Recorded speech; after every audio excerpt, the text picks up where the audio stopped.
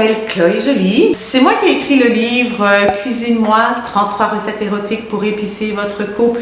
Et j'ai écrit ça, on va dire, avec mon expérience de vie. Disons que vous devriez plutôt me considérer comme une amie de loin qui vous veut du bien.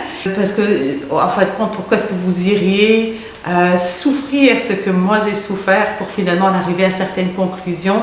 Et ma recherche sur les relations de couple et sur l'entretien du désir, une certaine éducation à l'érotisme, je trouve que c'est quelque chose d'important dans notre société actuellement.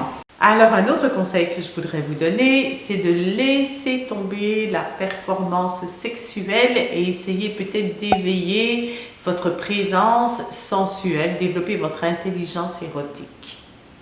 Alors, je ne sais pas si vous avez remarqué, comme notre société nous pousse dans la performance tout le temps. Tout le temps. Et moi, je suis vraiment sidérée. Et une des choses qui me sidère le plus, c'est de voir les shows de télévisée de cuisine, où on pousse les gens à aller toujours de plus en plus vite, avec des restrictions dans le jeu. Et c'est dingue. On voit les gens qui risquent de se blesser. Il n'y a plus aucun plaisir à cuisiner. C'est juste la performance. Et cette performance-là, ça commence très tôt. Ça commence à la maternelle. On se compare aux autres. Et plus on se compare aux autres, plus on risque de se diminuer parce qu'il y aura toujours quelqu'un qui est plus beau, plus intelligent, plus riche, plus fort que nous. Maintenant, le syndrome de la performance, si on le met au niveau sexuel, puis ça va être alimenté encore une fois énormément par la pornographie, les hommes vont se sentir obligés de devoir performer et n'arriveront jamais à la hauteur des étalons qu'ils peuvent voir dans les films. Donc ils vont s'auto-critiquer, ils vont s'auto-saboter. Notre cerveau, lui, inconsciemment, va, pour ne pas se faire blesser, se critiquer, il va comme couper sur notre désir. Il y en aura peut-être de moins en moins envie de relations sexuelles parce qu'on ne se sentira pas à la hauteur. Donc, que ce soit pour les hommes ou les femmes, en fin de compte, la peur de ne pas être à la hauteur va vraiment être un inhibiteur de désir sexuel. D'un autre côté, si on regarde un petit peu aussi notre société de paraître sur le ressentir, sur l'être, comme si on devait ressembler, tout ça, ça concerne peut-être un peu plus les femmes, quoique ça va dans les deux sens aussi. On n'a pas besoin d'une poupée Barbie ou de ressembler à une Kardashian. Je pense que si on arrive à s'accepter comme on est, si on arrive à apprécier son corps et sa propre singularité et la mettre en valeur, on va avoir beaucoup plus confiance en nous. Et si on a confiance en nous, ça va se refléter et ça va alimenter notre désir.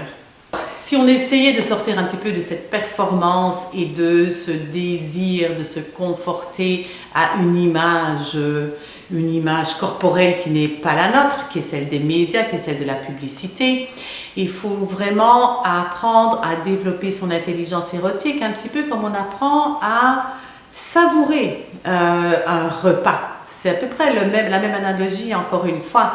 Si vous prenez un morceau de chocolat et que vous l'engloutissez, vous n'aurez aucun plaisir. Par contre, si vous le laissez fondre délicatement dans votre bouche, vous allez commencer à sentir et à goûter son acidité, son fruité, sa particularité.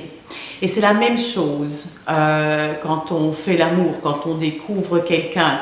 Si vous commencez à le caresser, que vous prenez le temps de ressentir tous les poils, le contact de sa peau sur votre main, etc., vous allez quand même vous mettre dans votre, mettez-vous dans votre main et non seulement vous allez ressentir la personne, mais essayez aussi de ressentir l'intérieur de votre main.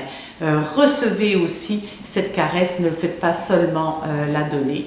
Donc pour éviter de tomber dans le piège de la performance, Je vous conseille d'essayer d'être pleinement présent, d'être dans le ici et maintenant. Essayez de libérer votre cerveau, votre tête du travail à faire. Je ne suis pas assez belle, je ne serai pas assez, je ne durerai pas assez longtemps si j'étais pour un homme. Enfin bref. Eh bien, merci d'avoir pris le temps de regarder cette vidéo. Je vous invite à aller visiter mon site web et de vous abonner si vous le voulez à la page Facebook, au compte Instagram et sur YouTube. Sur ce, je vous souhaite beaucoup de plaisir. À bientôt!